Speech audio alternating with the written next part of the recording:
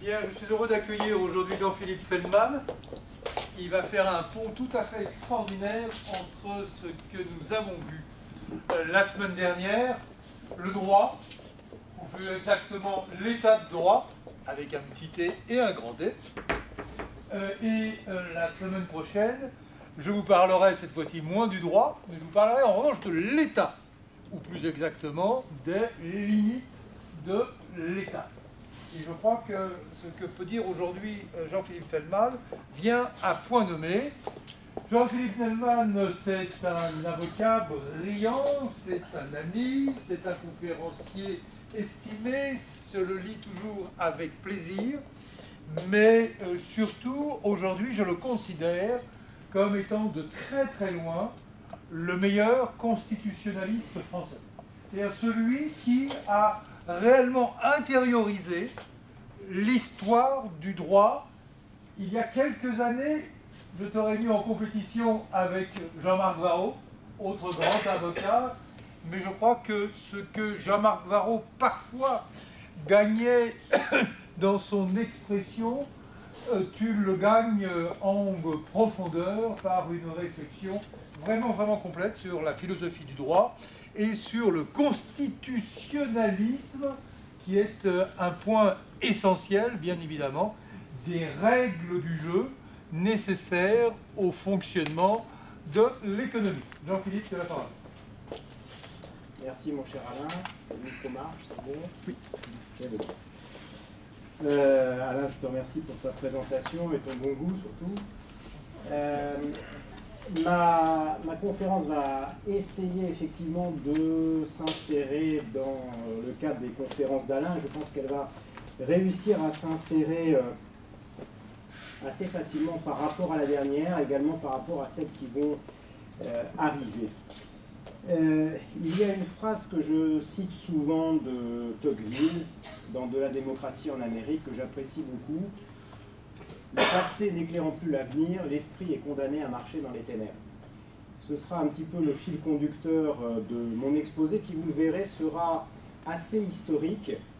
En tout cas, sera historique dans, je dirais, jusqu'à largement plus de la moitié, parce que je pense que du passé, on peut tirer des règles pour le présent et pour l'avenir, et ça permet de comprendre ce qu'est une constitution. Alors, je partirai comme Alain de la lutte entre le pouvoir et la force brute. La force brute d'un côté, la liberté, le droit de l'autre, et c'est une lutte ancestrale. Originellement, il y a la force d'un homme, la force d'une famille, d'un clan, d'une tribu, d'un groupe, tout ce que vous voulez. Mais aussi loin qu'on puisse remonter, raisonnablement, on trouve des individus qui ont tenté de s'opposer à cette force. Et le pouvoir, très rapidement, a dû, d'une manière ou d'une autre, respecter un certain nombre de règles. Des règles qui ont été d'abord des règles coutumières. Alors pourquoi? D'abord par une recherche de la liberté, même si on va le voir, cette liberté n'avait pas forcément le goût de notre liberté contemporaine, mais également par une volonté, au départ bien entendu qui n'était pas voulue, d'institutionnaliser la confiance pour permettre aux gens d'inscrire leurs actions, non pas dans le court terme, mais dans le moyen et le long terme. Il y a toute une école institutionnelle aujourd'hui qui est très intéressante à étudier. Alors, il y a eu des règles qui ont été des règles coutumières. Il y a eu ensuite des règles qui ont été mises par écrit.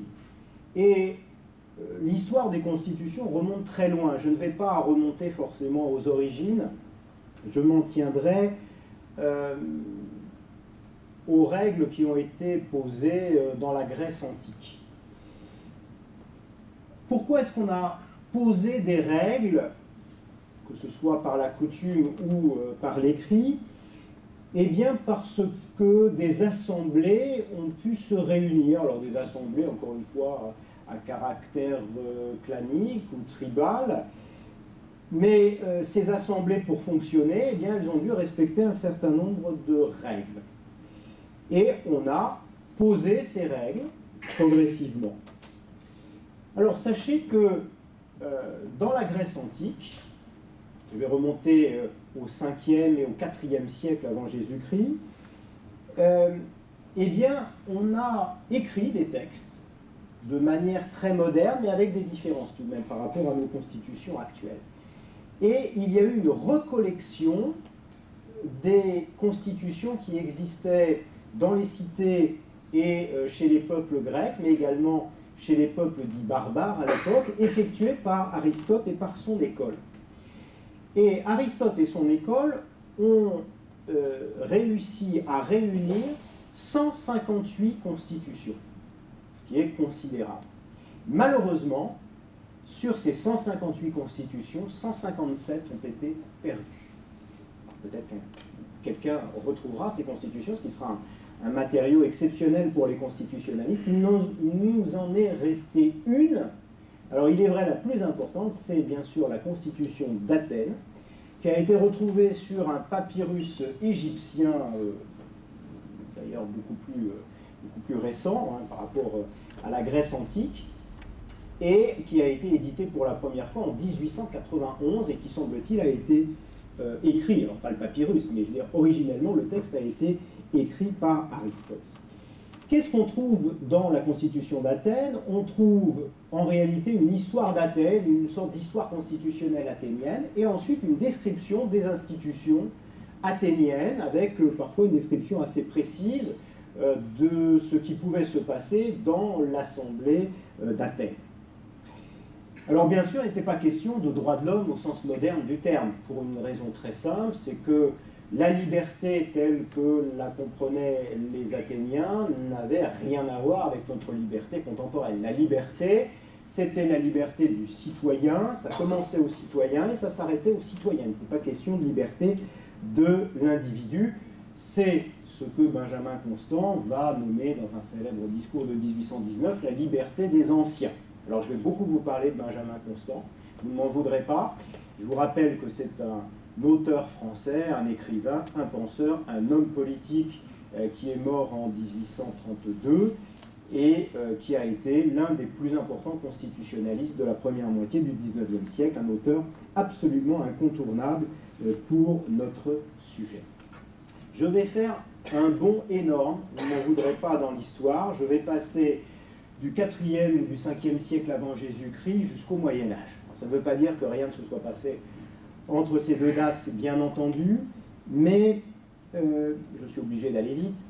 Je vais quand même vous parler de l'importance de l'Église catholique pour les origines du droit constitutionnel. Alors il faut savoir, c'est assez peu connu, même d'ailleurs chez mes collègues constitutionnalistes, il faut savoir qu'il y a des origines canoniales au droit constitutionnel moderne et contemporain. Autrement dit, c'est au sein de l'Église, dans la hiérarchie de l'Église et dans les différents ordres qui ont pu être créés, qu'on a pu réfléchir à des méthodes constitutionnelles, notamment en ce qui concerne la façon de voter. Au sein de l'Église, on a pu trouver tous nos modes de scrutin actuels, le scrutin majoritaire, la représentation proportionnelle, etc. Tout ça pour des élections d'un certain nombre de personnes dans la hiérarchie de l'Église. Organisation des scrutins, institutions représentatives, aménagement des pouvoirs. On trouve déjà une division entre une fonction exécutive et une fonction législative au sein de l'Église. C'est tout à fait remarquable. C'est encore un territoire largement à explorer par les constitutionnalistes. J'en viens maintenant au XIIIe siècle. Alors Alain vous en a parlé, ce qui va me dispenser de vous dire certaines choses, je ne vous les rappellerai que pour mémoire. Il y a un lien évident qui est effectué en Angleterre entre les droits de l'homme et les constitutions. C'est à partir du début du XIIIe siècle qu'en Angleterre, on pose des droits de l'homme, on déclare des droits de l'homme. Alors, il y a une date qui est facile à retenir, 1215-1225, c'est la Grande Charte, la Magna Carta, c'est facile à retenir parce que celui qui est à l'origine de ce texte, c'est le roi Jean, celui de Robin des Bois, donc tout le monde s'en souvient. Le méchant roi Jean, malheureusement, a subi défaite sur défaite. Il a perdu des territoires en France, il a perdu la Normandie, il est très affaibli et il est obligé de consentir un certain nombre de droits à ses barons, mais également aux Anglais, et se trouve proclamé de manière tout à fait remarquable un certain nombre de droits de l'homme. On trouve la liberté commerciale déjà dans ce texte, on en trouve d'autres. Et au cours du XIIIe siècle en Angleterre, à la suite de plusieurs textes, de plusieurs réitérations de textes auxquels on va effectuer un certain nombre d'ajouts, vont être déclarés des droits de l'homme, et notamment un principe sur lequel j'insiste parce que la Révolution américaine va directement sortir de ce droit, c'est le principe pas de taxation sans représentation. Je ne vous le dis pas en anglais parce que mon accent anglais est trop bon. C'est aussi au XIIIe siècle qu'en Angleterre, on trouve véritablement le berceau du parlementarisme. Pas de taxation sans représentation, c'est un principe qui est posé à la fin du XIIIe siècle. Édouard Ier va réunir le Conseil du roi en 1295, un conseil qui comprend les différents ordres, c'est-à-dire des représentants du roi. Je rappelle qu'en Angleterre, c'est différent de la France. Le Parlement comprend le roi en son Parlement, donc il y a des représentants du roi, des représentants de la noblesse, des représentants du clergé, des représentants du peuple. Et puis, en 1327, on va séparer les ordres, et c'est l'origine directe du Parlement anglais en deux chambres, ce qu'on appelle, en termes techniques, le Parlement bicaméral. Ce Parlement va consentir à l'impôt dès la fin du XIIIe siècle, et puis, progressivement, il va étendre son pouvoir. Au départ, il s'agissait simplement de proclamer une adhésion à un impôt qui était créé par le roi. Et puis, progressivement, le Parlement a consenti à la levée de troupes. Et puis, progressivement, le Parlement, à différentes échéances, a réitéré son approbation pour la levée périodique des impôts. Et là aussi, la construction a été très lente. En Angleterre, ne croyez pas que c'était rapide. C'est seulement en 1641 que le Parlement va se réunir de manière régulière, à intervalles réguliers, à l'origine 3 ans. Et c'est seulement après la Glorieuse Révolution en 1689 que le Parlement va voter la loi dans tous les domaines, va participer à la loi avec le souverain. Voilà cet exemple anglais. Cet exemple anglais qui est aussi très important parce que le Parlement va devenir un facteur de stabilité politique. C'est ce que va dire un auteur comme Hilton Root il y a quelques années. Contrairement à la France, le Parlement va être une institution stable qui va permettre aux échanges de s'effectuer, pas seulement aux échanges commerciaux, aux échanges de s'effectuer, à la confiance de régner.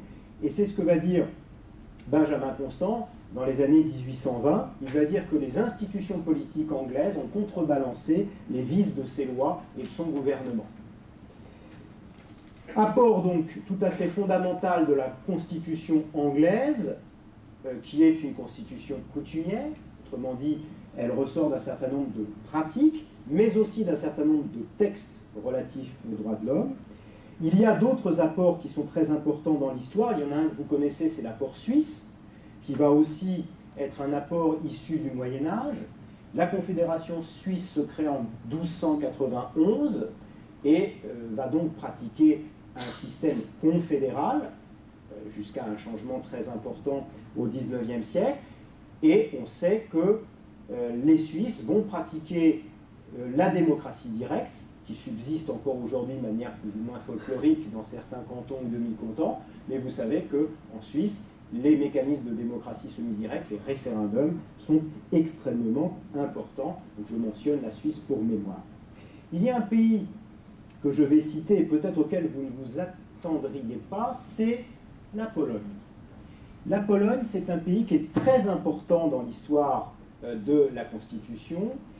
Il y a une vieille tradition slave des parlements, mais en Pologne, ce qui va être tout à fait remarquable, c'est l'institution des diètes, des parlements, comme ça que ça s'appelle, et à partir du Moyen-Âge, et vous allez avoir un mécanisme qui va subsister pendant environ 3 siècles, même plus, jusqu'à la Constitution de 1791, c'est l'institution de ce qu'on appelle le liberum veto.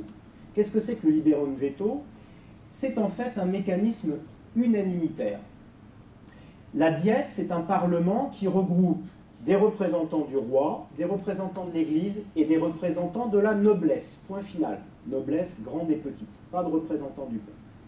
Le liberum veto, c'est un mécanisme qui permet à un seul député de bloquer le vote d'une loi.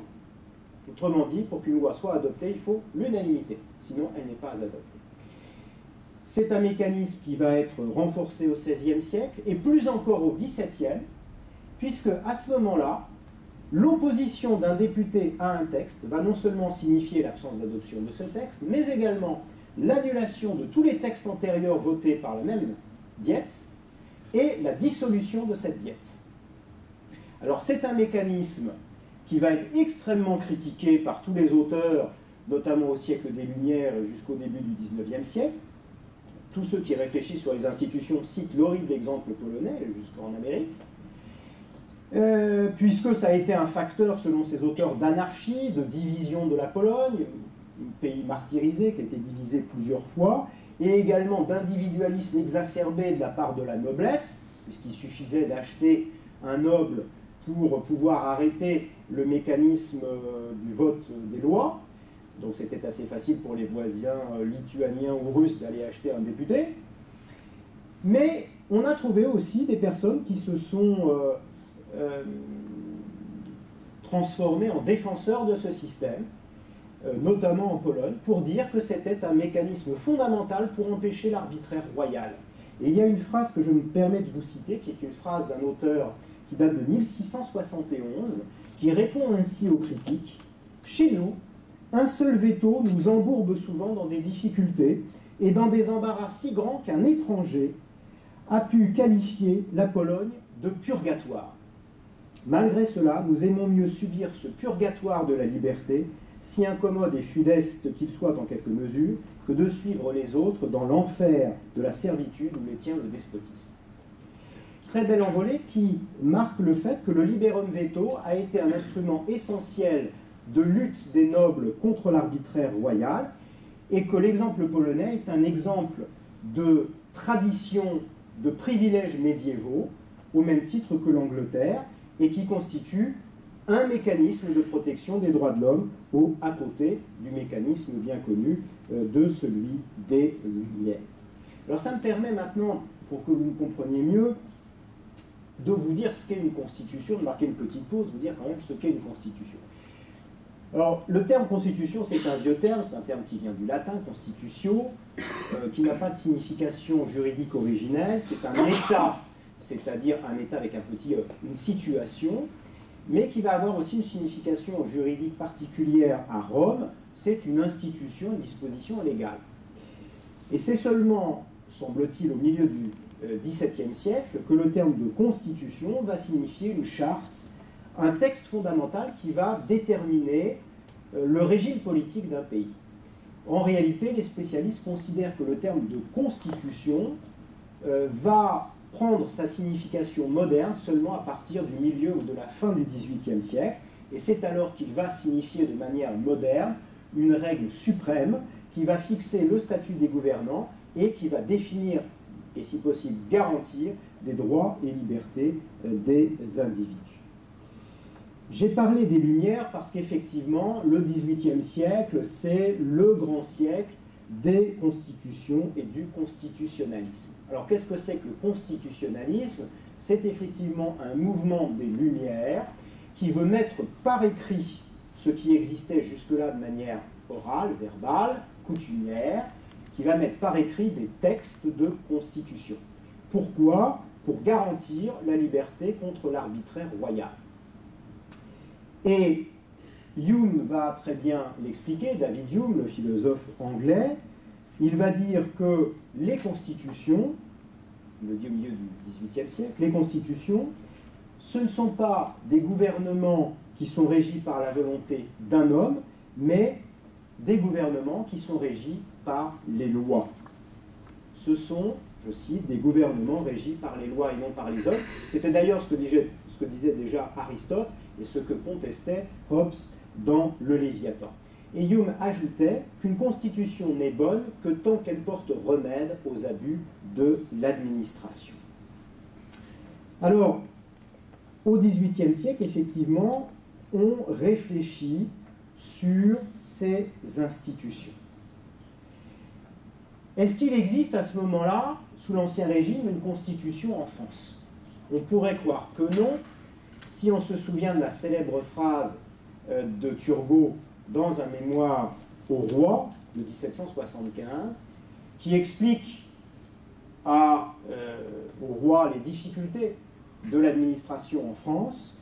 « Sire, la cause du mal vient de ce que votre nation n'a point de constitution. » En réalité, ce que veut dire Turgot, c'est que la France de Louis XVI n'a pas de bonne constitution, il n'y a pas de constitution écrite non plus.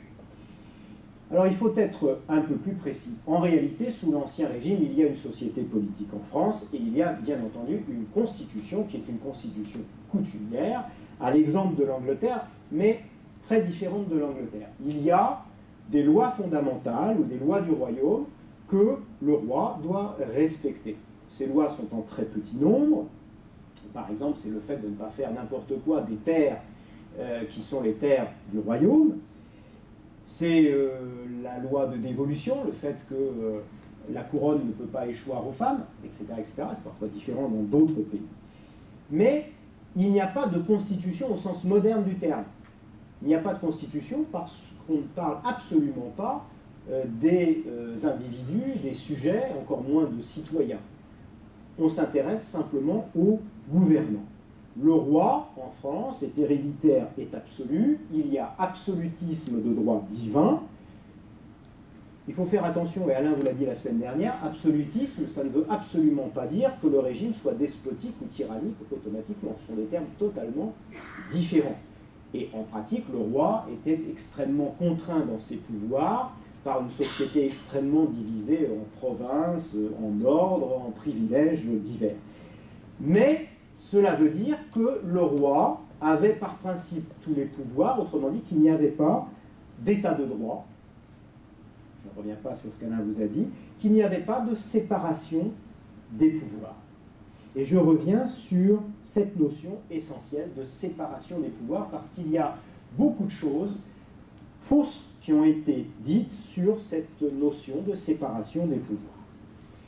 Alors, qu'est-ce qu'on nous dit habituellement? Je dirais que la Vulgate nous dit que la séparation des pouvoirs a été un Montesquieu, qu'il y a trois pouvoirs, le législatif, l'exécutif et le judiciaire, et pour qu'on ne puisse abuser du pouvoir, il faut que par la disposition des choses, le pouvoir arrête le pouvoir, autrement dit que le législatif complètement isolé puisse arrêter l'exécutif complètement isolé, qui puisse arrêter le judiciaire complètement isolé.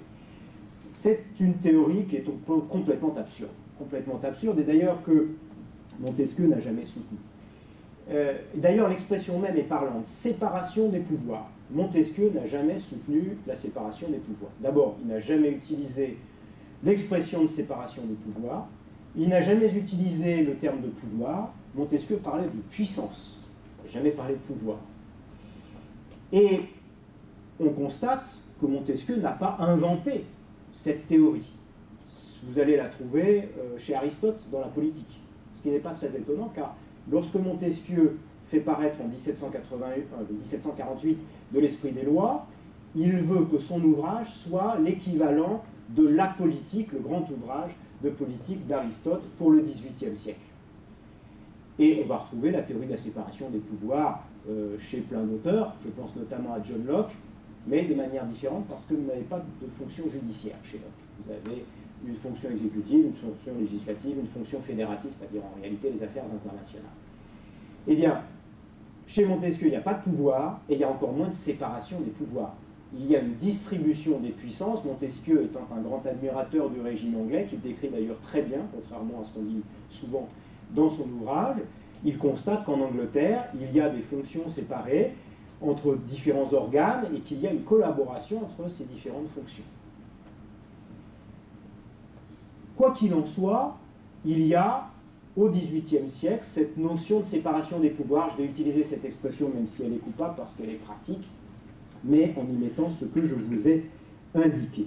cette notion de séparation des pouvoirs, elle va devenir un lieu commun chez les penseurs de la liberté contre les penseurs de la force. Vous allez la retrouver chez Emmanuel Kant à la fin du XVIIIe siècle. Vous allez la retrouver chez James Madison, par exemple, dans Le Fédéraliste. Vous allez la retrouver, c'est une seule citation que je vais faire, chez Émile Faguet en 1903, lorsqu'il nous dit que la garantie des droits de l'homme se trouve dans la séparation des pouvoirs. Lorsqu'on parle de séparation des pouvoirs, lorsqu'on parle de Montesquieu, on pense automatiquement à l'exemple américain, et je dirais qu'après l'exemple anglais que j'ai un petit peu développé, l'exemple suisse que j'ai massacré, l'exemple polonais sur lequel je suis passé très rapidement, il faut quand même s'appesantir sur cet exemple américain, sur cet exemple issu de la Révolution de 1776 et de la Constitution de 1787. Les Américains, bien entendu, avaient lu très soigneusement Montesquieu, qui était un auteur essentiel pour eux. Ils vont énormément s'en inspirer, notamment pour la construction de leur régime politique. Et les Américains, la première question qu'on peut se poser, c'est de se demander si ce ne sont pas ceux qui ont inventé la première constitution écrite. Alors, l'idée est très discutée. En réalité, les constitutionnalistes ne sont pas du tout d'accord. Certains considèrent que la première constitution écrite, c'est la constitution du Connecticut de 1639. Donc, il ne s'appelait pas constitution d'ailleurs. D'autres considèrent que l'origine est française. On va trouver un texte écrit dans le projet de la Ligue, c'est-à-dire des extrémistes catholiques, de 1588. D'autres considèrent qu'en réalité, le premier texte écrit, c'est un texte anglais. C'est la Constitution, qui ne s'appelait pas comme ça, de Cromwell, de 1653. Ce qui serait d'ailleurs assez amusant, parce que ça voudrait dire qu'un dictateur serait l'inspirateur de la première Constitution écrite. Bon, en réalité, on peut se battre pendant très longtemps. Ce qui est sûr, c'est qu'il y a une influence extrêmement forte des Américains. Ce qui est sûr, c'est qu'il y a des mécanismes constitutionnels qui ont été mis en place dans les diverses colonies anglaises en Amérique, bien avant l'indépendance de 1776, et on va dire finalement, peu importe la date de la première constitution écrite ou pas. Quel est l'apport du constitutionnalisme américain? Les Américains ont été à la fois des personnes très influencées par le constitutionnalisme anglais et en même temps très infidèles au constitutionnalisme anglais. Très influencés par le constitutionnalisme anglais d'abord, parce qu'ils vont reprendre un certain nombre d'institutions au sein de leurs États, de leurs colonies puis de leurs anciennes colonies, et au sein de leur gouvernement fédéral en 1787. Et en même temps, ils ont été très infidèles aux Anglais. Ils vont dépasser le constitutionnalisme anglais en qualité. D'abord, ils vont inventer un nouveau régime, alors de manière totalement informelle au départ, un régime que beaucoup plus tard on va appeler le régime présidentiel, en contrepoint d'un régime parlementaire qui va véritablement s'établir en Angleterre au XIXe siècle, c'est-à-dire un régime de freins et contrepoids, en reprenant justement la théorie de Montesquieu, en prévoyant des balances entre les différents pouvoirs, entre les différentes fonctions, en prévoyant un système qui, contrairement à ce qu'ont dit beaucoup de constitutionnalistes, un système très souple, un système en réalité de collaboration des pouvoirs. Pareil, donc un exemple, ce n'est pas le Congrès qui vote seul la loi, l'exécutif, le président des États-Unis, a une influence très importante dans le vote de la loi, c'est souvent lui qui les inspire, et c'est surtout lui qui peut mettre un veto à la loi. C'est prévu dans la Constitution américaine de 1787. Et puis, les Américains ont souhaité absolument que la loi fût écrite. Pourquoi? Pour mettre fin à l'arbitraire, notamment pour empêcher tout arbitraire royal, on peut le comprendre. S'ils se sont détachés de l'Angleterre, c'est pour éviter d'avoir un monarque aux États-Unis. D'avoir donc un texte écrit, c'est-à-dire un texte juridique, un texte qu'on puisse interpréter. Ce qui veut donc dire que les Américains, pour la première fois dans l'histoire, vont placer au-dessus de la loi votée par le Parlement un texte qui s'appelle une constitution et que les parlementaires doivent respecter. Et ça, c'est tout à fait capital dans l'histoire des constitutions, parce qu'en Angleterre régnait ce qu'on appelait la souveraineté du Parlement. Qu'est-ce que c'est que la souveraineté du Parlement? Ça veut dire que le Parlement pouvait faire une loi sur n'importe quel sujet. Alors il y a un auteur qui s'appelle Jean-Louis Delolme, qui était un juriste genevois, qui a écrit une phrase bien connue dans un ouvrage sur la Constitution d'Angleterre en 1771, le Parlement, sous-entendu anglais, le Parlement peut tout faire sauf changer un homme en femme. Ce qui faisait beaucoup rire à l'époque. Alors, on a beaucoup progressé. Aujourd'hui, on sait qu'un Parlement peut changer un homme en femme et inversement. Mais à l'époque, ce n'était pas possible. Eh bien, les Américains n'ont pas souhaité ce système-là. Ils ont souhaité borner le Parlement, ce que le fédéraliste, en 1787, explique parfaitement. Il y a aussi, chez les Américains, quelque chose de très spécifique, on va le voir, qui n'a pas du tout été compris en France, c'est une profonde méfiance envers le pouvoir. C'est typiquement américain. Lord Acton, ce grand auteur catholique, indique dans les années 1870 que la Révolution américaine a démontré la nécessité de limiter l'État. Et Lord Acton nous dit que les Américains vont limiter l'État de deux manières, en reprenant en fait la séparation des pouvoirs de Montesquieu, c'est-à-dire en interdisant la possibilité d'une monarchie aux États-Unis, et également en prévoyant une autre séparation des pouvoirs, c'est-à-dire en construisant un système fédéral qui, soit dit en passant, se trouve déjà chez Montesquieu sous le nom de République fédérative. Et c'est ainsi qu'on va pouvoir protéger les minorités, qu'on va pouvoir consacrer les gouvernements autonomes et qu'on va pouvoir prévoir une subsidiarité, terme que je ne fais que mentionner, Alain vous le développera dans une conférence ultérieure. J'aime beaucoup une phrase d'Ayn Rand au sujet de cette déclaration d'indépendance. Ayn Rand, cette philosophe américaine, écrivain américain, écrivait dans les années 1960, avec la déclaration d'indépendance, la fonction du gouvernement passa du rôle de dirigeant à celui de serviteur. Et vous trouverez dans l'annexe au roman 1984 d'Orwell quelque chose d'assez amusant. Orwell nous dit qu'en novlangue, vous savez, ce langage du régime totalitaire, sous-entendu soviétique, qu'est cet ouvrage 1984, on ne pourrait pas traduire la déclaration de l'indépendance. Elle serait intraduisible en novlangue. Cette défiance envers le pouvoir, elle se manifeste véritablement chez les révolutionnaires américains et chez les constituants américains. Et c'est ce que va dire George Washington dans son adresse d'adieu, un texte très connu de 1796. Il n'est pas moins nécessaire de contenir les pouvoirs que de les instituer. C'est ce que va dire aussi Thomas Jefferson dans un texte tout à fait remarquable de 1799, je me permets de le citer. Ce serait, dit Jefferson, un aveuglement dangereux si une confiance dans les hommes que nous avons choisis faisait taire nos craintes pour la sécurité de nos droits. La confiance est partout la mère du despotisme. Le gouvernement libre est fondé sur la vigilance et non sur la confiance. C'est la vigilance et non la confiance qui prescrit des constitutions limitées.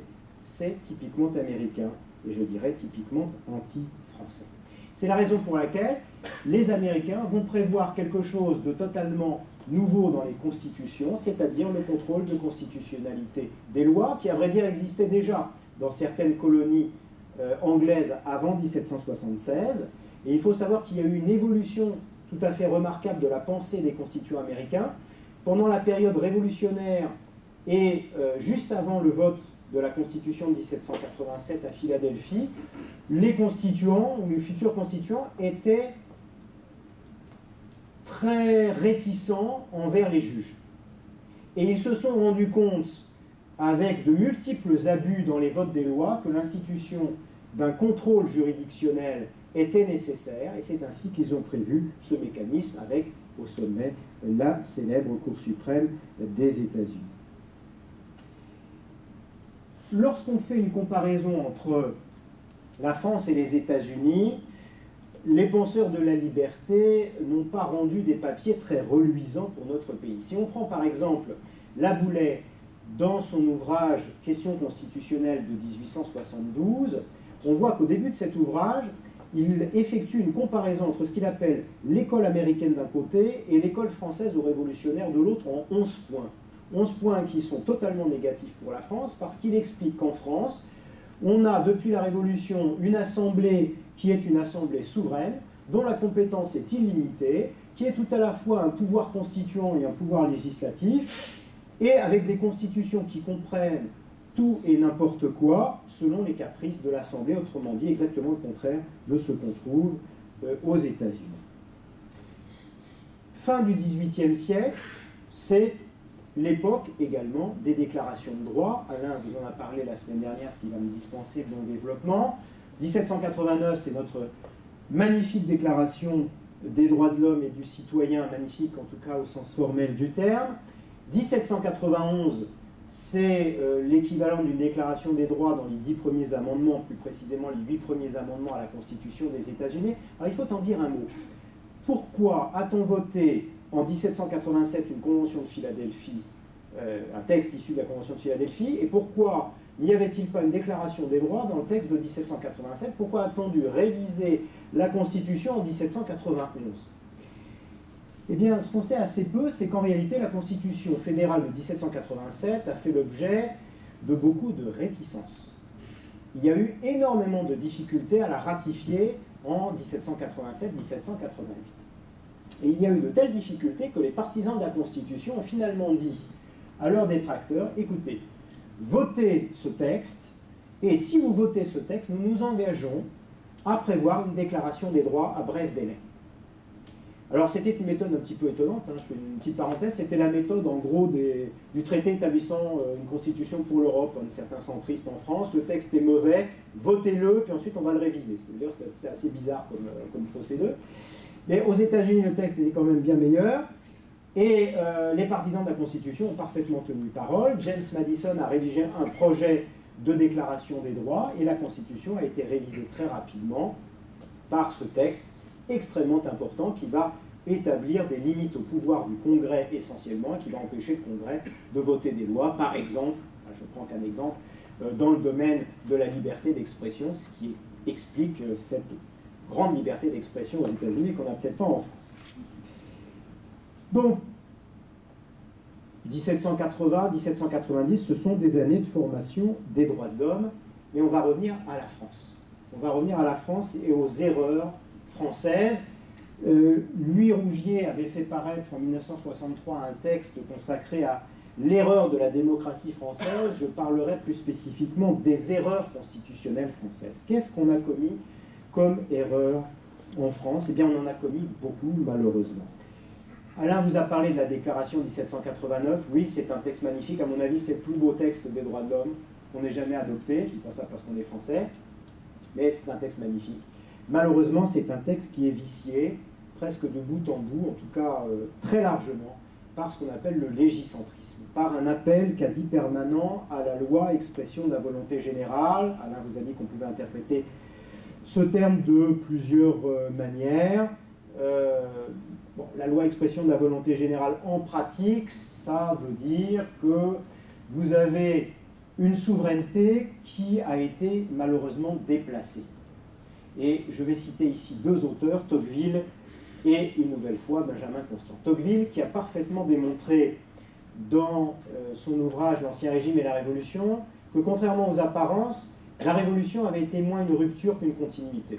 Alors c'était très provocateur au moment où il fait paraître cet ouvrage en 1856, en tout cas le premier volume de cet ouvrage. Il explique qu'en réalité, la Révolution, c'est le bébé de la monarchie, c'est la suite de la centralisation monarchique. Et il explique aussi, avec Benjamin Constant, qu'au lieu de poser des limites à la souveraineté, on a transféré la souveraineté. La souveraineté royale est devenue, grâce à nos révolutionnaires, la souveraineté populaire ou la souveraineté nationale. Et ça a été une erreur tout à fait colossale qui permet de comprendre pour quelles raisons la séparation des pouvoirs à la Montesquieu, bien ou mal interprétée, peu importe ici, la séparation des pouvoirs à la Montesquieu est insuffisante. Et Benjamin Constant le dit de manière tout à fait remarquable à plusieurs reprises, tant cette idée était importante pour lui dans son œuvre. Voilà ce qu'il dit. Vous avez beau diviser les pouvoirs, si la somme totale du pouvoir est illimitée, les pouvoirs divisés n'ont qu'à former une coalition et le despotisme est sans remède. ce qui nous importe, ce n'est pas que nos droits ne puissent être violés par tel pouvoir sans l'approbation de tel autre, mais que cette violation soit interdite à tous les pouvoirs. Autrement dit, Montesquieu c'est bien, mais Montesquieu ça n'est pas suffisant. Pourquoi? Parce que il y a une opération préalable qui est capitale dans le constitutionnalisme, ce sont les limites de l'État. Avant de s'intéresser à savoir comment attribuer telle ou telle fonction de l'État à telle ou telle fonction, il faut s'interroger sur les limites de l'État. Autrement dit, la question du pouvoir de l'État prime la question du pouvoir dans l'État.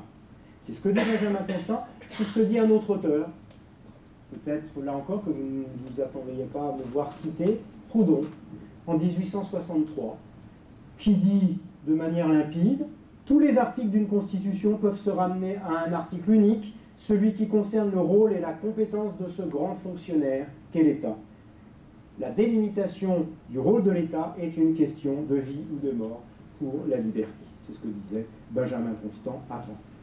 Malheureusement, en France, on ne l'a pas fait. Et non seulement on a finalement mal, en tout cas pas assez bien déclaré les droits de l'homme, mais en plus, on ne les a pas garantis. On ne les a pas garantis parce que, certes, là, sur ce point, la Déclaration des droits de l'homme n'est pas totalement coupable. Certes, on a voulu garantir les droits de l'homme, c'est ce qui est mentionné dans la Déclaration. La garantie des droits doit exister. Mais malheureusement, cette garantie des droits ne s'est pas retrouvée dans les déclarations françaises successives. Il n'y a jamais eu de déclaration, dans les constitutions, il n'y a jamais eu de contrôle de constitutionnalité des lois. Il y a bien eu un projet qui a été pensé par Sieyès à un moment, mais en réalité, il y a bien eu un Sénat conservateur qui s'est intéressé à cette question, mais il n'y a jamais eu de contrôle de constitutionnalité à l'américaine, et cela jusqu'à la Ve République, Alain vous l'a dit la semaine dernière. Alors évidemment, il n'était pas question de fédéralisme en France, mais à tout le moins, on aurait pu penser à une décentralisation assez poussée, pas de décentralisation non plus, et c'est finalement le règne de la tyrannie de la majorité, ainsi que l'expose Tocqueville. Quelles ont été les conséquences? Eh bien, les conséquences ont été une instabilité constitutionnelle généralisée. Là aussi, Alain vous l'a dit parfaitement la semaine dernière. Finalement, la seule garantie qui pouvait subsister, issue de la déclaration de 1789, c'était la résistance à l'oppression. Et c'est effectivement une garantie qui a été mise en pratique plusieurs fois. Si bien que, aujourd'hui encore, figurez-vous que les constitutionnalistes ne sont pas d'accord sur le point de savoir combien il y a eu de constitutions françaises depuis 1789.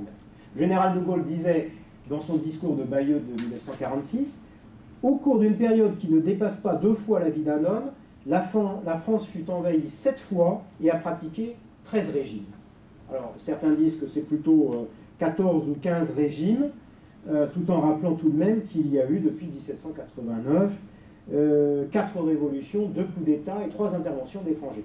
Alors, effectivement, l'histoire française a été un petit peu mouvementée. Une petite anecdote. En 1852, un gentleman anglais se présente dans une librairie parisienne et il demande un exemplaire de la Constitution française. Et le libraire répond « Milord, nous n'en avons pas, car nous ne faisons pas de publication périodique. »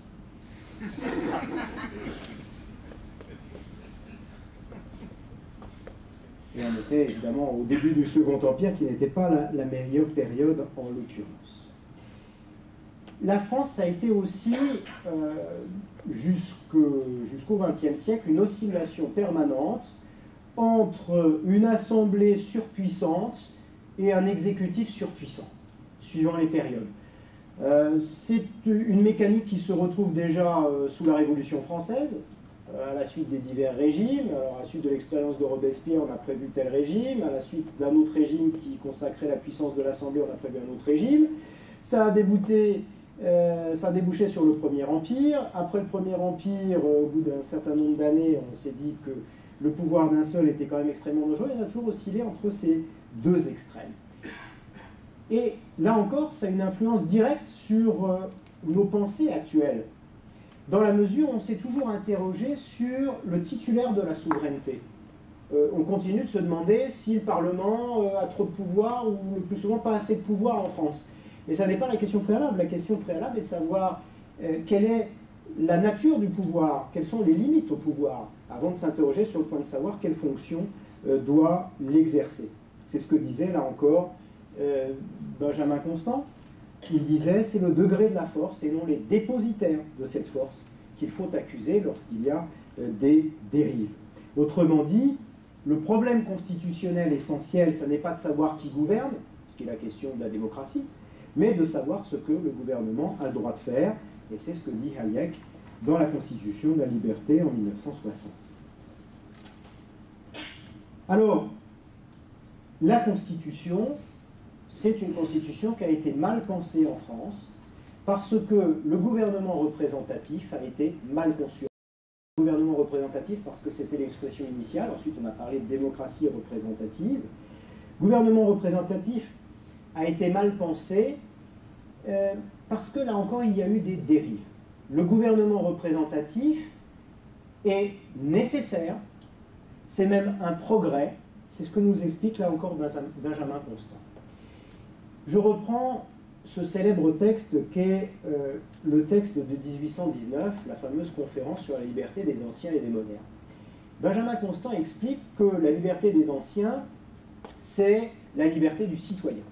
La liberté commence avec le citoyen et elle se termine avec la liberté du citoyen. C'est la liberté de participer aux lois et le citoyen absorbe complètement l'individu. La liberté des modernes, dit Constant, c'est tout autre chose. La liberté des modernes, c'est non pas de participer à un pouvoir tentaculaire, parce que, effectivement, on a le temps de le faire, mais c'est de jouir de ses droits par définition individuelle.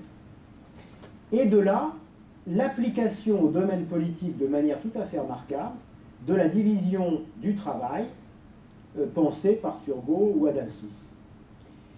Application de la division du travail au domaine politique, en effet, le gouvernement représentatif va permettre aux individus d'être des citoyens égaux, donc de pouvoir participer au débat public, il n'y a pas d'exclus du débat public, mais en même temps, les citoyens vont pouvoir vaquer à leurs occupations, qui est finalement l'objectif essentiel des individus dans le monde moderne. Autrement dit, le gouvernement représentatif va avoir le mérite tout à la fois d'inclure les citoyens dans la vie politique et de les libérer de la vie politique parce que les affaires publiques vont être délibérées par les meilleurs, par ceux qui ont les capacités, même si ça peut nous faire sourire aujourd'hui.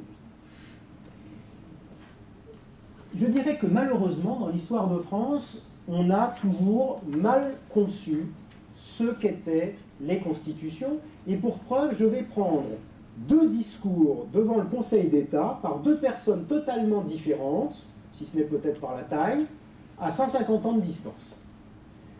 Première citation, Napoléon Bonaparte, 1802. Voilà ce qu'il dit devant le Conseil d'État. « Une constitution doit être faite de manière à ne pas gêner l'action du gouvernement et à ne pas le forcer à la violer. » Je ne pense pas qu'un Américain eût proclamé la même chose. Deuxième citation, Michel Debré, 1958. Devant le Conseil d'État, là encore.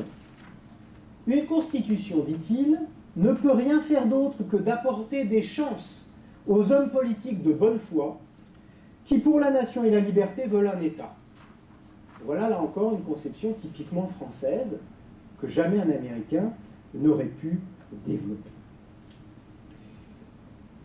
Aujourd'hui, est-ce qu'une constitution sert à quelque chose? Je dirais qu'il y a toujours eu plusieurs conceptions de la Constitution. Si on revient au XIXe siècle, vous avez deux grandes conceptions de la Constitution. Vous avez ceux qui considèrent que les constitutions ne servent à rien. C'est le cas des fondateurs de la sociologie. Pour les fondateurs de la sociologie, les constitutions n'ont aucun intérêt. Au mieux, c'est une survivance d'une phase transitoire entre une époque révolue et l'avenir radieux qui s'annonce. Au pire, c'est une institution complètement surannée. C'est ce que nous dit Auguste Comte. C'est ce que nous disent aussi Marx et Engels.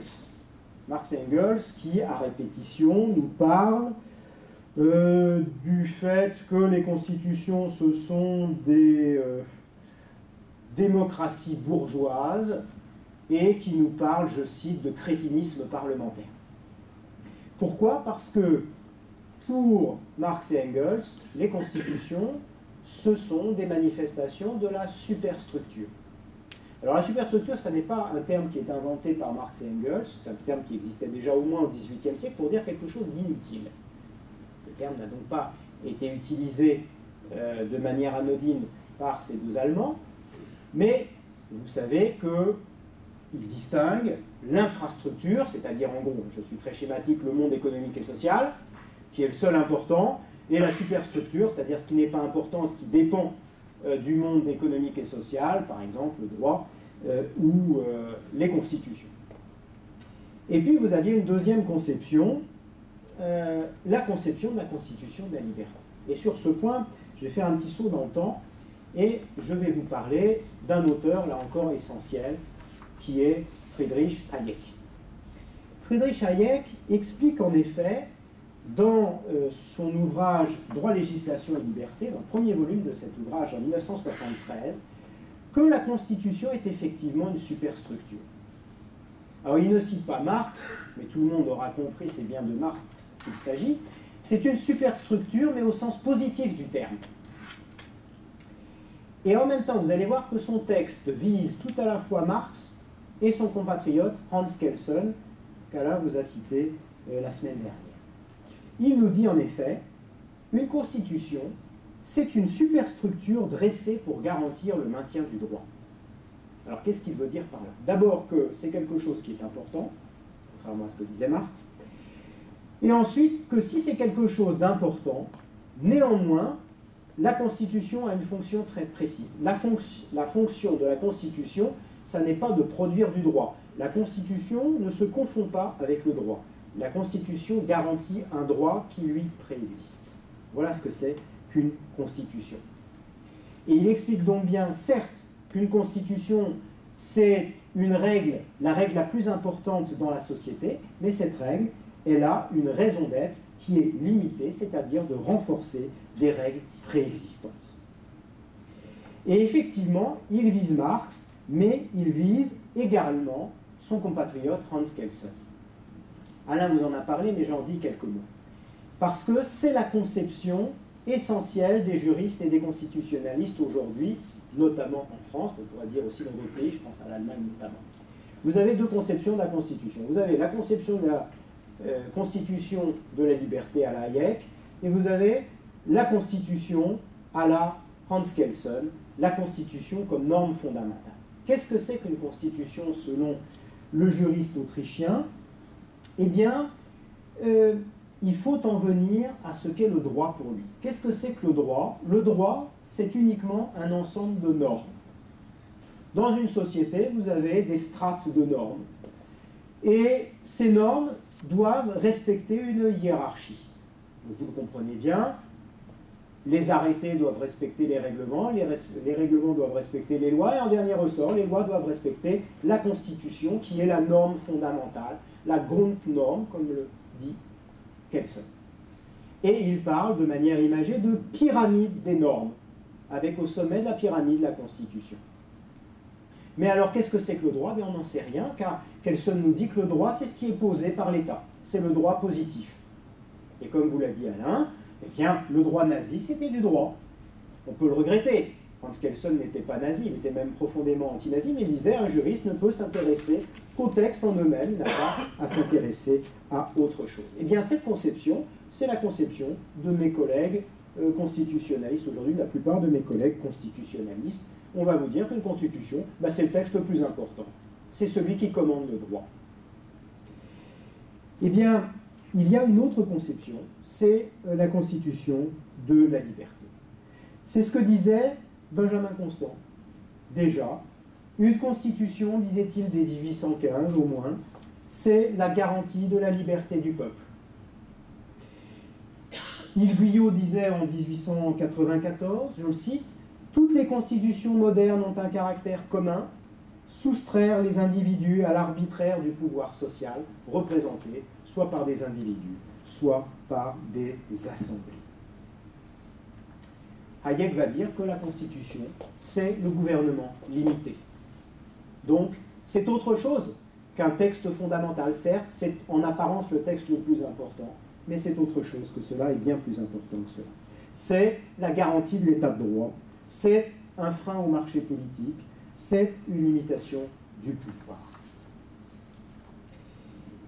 Alors, je dirais de manière plus prospective, est-ce qu'on peut dire qu'il y a des régimes politiques aujourd'hui qui vont mieux protéger la liberté, qui vont mieux protéger l'état de droit?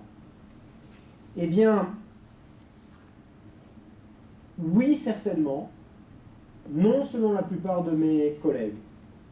La plupart des constitutionnalistes considèrent en effet que le régime parlementaire, qui est finalement le régime le plus développé au monde, et c'est le régime français, quoi qu'en disent certains, ce régime parlementaire a complètement changé. Il n'y a plus de séparation des pouvoirs dans le régime parlementaire, au sens où il n'y a plus de séparation entre le législatif et l'exécutif. Et je vais citer un auteur, René Capitan, en 1934. René Capitan est professeur des facultés de droit, et je le cite parce que ça a été l'initiateur du général de Gaulle en matière constitutionnelle après la Deuxième Guerre mondiale. Et René Capitan nous dit que finalement, dans les régimes parlementaires, la législation, c'est l'instrument même du gouvernement. Aujourd'hui, dit-il, c'est à coup de loi qu'on dirige les économies des pays, et il conclut qu'au XXe siècle, il n'appartient plus au Parlement de légiférer. Eh bien, Hayek s'oppose totalement à ce type de conception. Pour lui, gouverner, c'est autre chose que légiférer. Et c'est la raison pour laquelle il construit dans Droit, législation et liberté, dans le dernier volume, le 3e volume, un nouveau modèle de constitution, ce qu'il appelle une utopie, mais au sens positif du terme, au sens de quelque chose qui peut être mobilisable pour l'avenir, un modèle de constitution dans lequel il va consacrer une séparation des pouvoirs. Alors, il constate que la séparation des pouvoirs à la Montesquieu a échoué. Effectivement, les gouvernements se sont attribués des pouvoirs qu'ils n'auraient pas dû avoir. Eh bien, il va construire un nouveau modèle de constitution, et un modèle qu'il va appeler démarchie. Pourquoi? Parce que, comme son nom l'indique, c'est un néologisme, c'est un gouvernement par la règle. C'est un gouvernement, certes, qui est démocratique, dans le sens où la démocratie, c'est la technique par laquelle on choisit de manière pacifique ses gouvernants, mais c'est beaucoup plus que cela. C'est un gouvernement qui va être l'idéal du gouvernement par la règle. Et, nomos. Et il va construire un système composé essentiellement d'une assemblée de 2 chambres. Et une première chambre qui est une chambre législative, qui va s'intéresser aux règles de juste conduite, Alain vous en a parlé la semaine dernière, c'est-à-dire des règles qui sont nécessaires à la formation des ordres spontanés, et une seconde chambre qu'il qualifie de manière très parlante d'assemblée gouvernementale, qui n'est là que pour exécuter les décisions de la première chambre, qui n'est là que pour exécuter, appliquer les textes, pour mettre en application ces règles qui sont posées par la première assemblée. Qu'est-ce que c'est qu'une constitution idéale aujourd'hui? Est-ce que c'est une constitution courte et obscure, comme aurait pu le dire Napoléon III? Je vais citer là encore un auteur auquel vous ne vous attendez pas, c'est Edgar Faure. Pour une fois qu'il disait quelque chose d'intéressant, il faut le citer. 1958. Une constitution doit être courte et claire. Elle doit insister sur les principes et laisser une large place à la coutume.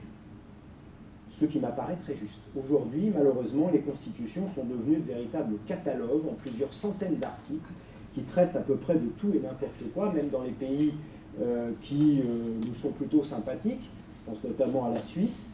C'est une dérive des constitutions. C'est dommage qu'on n'ait pas fait des constitutions plus courtes. Et sur ce point, d'ailleurs, on n'est pas trop mal lotis en France. C'est-à-dire que notre constitution, elle mérite d'être courte, elle l'est un peu moins ces dernières années. Alors réfléchir à une constitution idéale, à une constitution pour, je dirais, le monde qui s'annonce, c'est toujours très compliqué, et puis chacun y mettra ce qu'il voudra, notamment en matière de droits de l'homme. Je n'en ai pas traité, mais vous l'avez compris, Alain vous a expliqué qu'il y avait des vrais droits de l'homme et des faux droits de l'homme. Ben, aujourd'hui, dans les constitutions, vous avez un peu tout et n'importe quoi. Alors je pensais à une phrase amusée de Cioran, dans son ouvrage très optimiste de l'inconvénient d'être né, qui disait « Devrait figurer en première place dans la constitution de la cité idéale le droit de supprimer tous ceux qui nous agacent. » Alors évidemment, on peut mettre un petit peu n'importe quoi dans les constitutions, mais on peut penser à un certain nombre de choses. D'abord, des limites au pouvoir, avant tout, des limites au pouvoir du Parlement, comme la Constitution américaine, interdiction de légiférer dans certains secteurs. On peut aussi penser à des règles de majorité qualifiée. C'est l'idée qui a été émise par Bruno Leoni dans La liberté et le droit, son ouvrage de 1961, où il expliquait que, en tout cas pour certaines matières essentielles, à partir du moment où on prévoyait néanmoins que l'État devait intervenir, eh bien, il fallait une majorité qualifiée pour que le Parlement adopte ces règles. C'était assez novateur parce que ce sont des mécanismes qui existent pour les modifications constitutionnelles, mais quasiment jamais, pour ne pas dire jamais, dans la matière législative. On peut aussi penser à une constitution économique, qui est une expression qui recouvre en réalité plusieurs choses: la constitution budgétaire, la constitution fiscale, la constitution monétaire. Alors il y a beaucoup d'idées qui ont pu être émises. Constitution budgétaire, c'est tout à fait évident. N'oublions pas le lien profond qui existe entre les constitutions et le parlementarisme. L'origine des parlements, c'est quand même de consentir à l'impôt. On ne peut pas dire que les parlements dans le monde moderne remplissent bien leurs fonctions, particulièrement en France. Constitution fiscale, vous connaissez bien ce système, ce sont les propositions pour limiter les dépenses publiques. Alors beaucoup de propositions ont été faites, par exemple le fait de plafonner les dépenses publiques à un certain pourcentage du produit intérieur brut. Problème, est-ce que c'est efficace? Problème, qu'est-ce que ça veut dire le produit intérieur brut? Hayek proposait, lui, de fixer un taux marginal d'impôt sur le revenu à un pourcentage du revenu national, mais pas une limite à la progressivité qui lui apparaissait complètement inefficace. Là, dans un ouvrage de 1960, il n'avait pas repris cette proposition par la suite. Vous savez aussi qu'il y a plein de propositions pour prohiber tout déficit budgétaire, c'est la fameuse règle d'or, qui semble plus efficace dans les textes qu'en pratique. Il y a aussi la constitution monétaire. Je fais référence bien entendu à Milton Friedman, qui souhaitait qu'il y ait un taux fixe de croissance du volume monétaire mis en circulation chaque année dans la Constitution. Alors si on est monétariste, on approuvera. Si on n'est pas monétariste, on exprimera de grandes réserves. Mais ce ne sont pas des idées simplement modernes. Vous retrouverez ce type d'idées déjà au début du XIXe siècle. Je pense notamment à Benjamin Constant, qui prônait une limite constitutionnelle à l'accroissement des impôts, ou encore une limite aux capacités des emprunts de l'État. C'était déjà un problème à l'époque. Autre question qu'on peut se poser, est-ce qu'une constitution moderne, contemporaine, est-ce qu'une constitution pour l'avenir doit être neutre? C'est la question de la neutralité des constitutions. Alors on le dit très souvent, une constitution doit être neutre, on ne doit pas prévoir dans une constitution un régime particulier d'idées. Alors évidemment, il y a eu des caricatures de constitutions non neutres au XXe siècle. Alors de manière assez amusante, alors que Marx et Engels nous disaient que les constitutions c'était des manifestations de la superstructure, il y a eu 3 constitutions en Union soviétique. Et des constitutions rédigées de manière non neutre, comme vous pouvez l'imaginer, particulièrement dans le préambule. Je vous citerai simplement la dernière constitution, la constitution de 1977, où on nous dit que la puissance du socialisme s'est manifestée de façon éclatante avec l'exploit impérissable du peuple soviétique et de ses forces armées, qu'en URSS a été édifiée une société socialiste évoluée, c'est l'inverse de la France, une société socialiste non évoluée.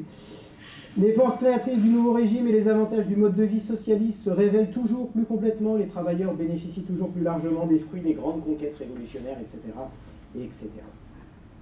Bien, je crois qu'une constitution, au-delà de cette caricature, une constitution n'est jamais neutre et qu'elle ne doit pas être neutre. Parce qu'une constitution doit d'une manière ou d'une autre arrêter les abus du pouvoir, c'est même son rôle essentiel. Et une constitution qui permet des abus, ça n'est pas une constitution selon moi. Je pense qu'il y a des vraies constitutions et des fausses constitutions, comme il y a des vrais droits de l'homme et des faux droits de l'homme. Alors néanmoins, le juriste, et je conclurai par ce point, le juriste doit être humble. D'ailleurs, l'humilité, c'était une grande qualité que mettait en exergue Hayek. D'abord parce qu'il faut se dire que quand on pose un texte, ce texte doit être interprété. Victor Hugo disait « La Constitution peut être violée car elle ne crie pas ». Benjamin Constant disait exactement le contraire, mais lui de manière sérieuse. Il disait qu'un gouvernement constitutionnel cessait à partir du moment où il était violé. Il avait bien entendu en tête les exemples révolutionnaires. Le problème, c'est que la Constitution, c'est un texte juridique. Et qu'un texte, et particulièrement un texte juridique, doit être interprété.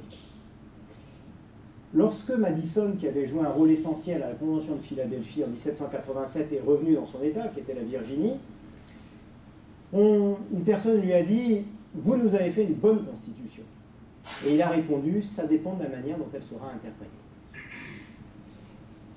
Alors effectivement, l'interprétation des constitutions, vous pouvez en faire des gorges chaudes. Si vous prévoyez dans un texte que la propriété doit être garantie, est-ce qu'on doit préciser dans le texte que c'est la propriété privée, sinon il y aura une propriété publique, etc., etc., etc. Et c'est là où le juriste doit être humble. Une bonne constitution, je le dis souvent, ne garantit pas la prospérité d'un pays. Mais une mauvaise constitution est de nature à l'interdire. Une bonne constitution ne crée pas la liberté. Mais une bonne constitution peut accompagner la liberté et garantir la liberté. Madison disait de manière magnifique dans Le Fédéraliste, ce recueil de lettres écrites en 1787 et 1788 par plusieurs auteurs, dont lui, pour œuvrer à la ratification de la Constitution des États-Unis, que les constitutions ne sont que des barrières de papier. Mais ces barrières de papier sont et restent indispensables pour que règne l'état de droit du nouveau monde qui se décide. Je vous remercie.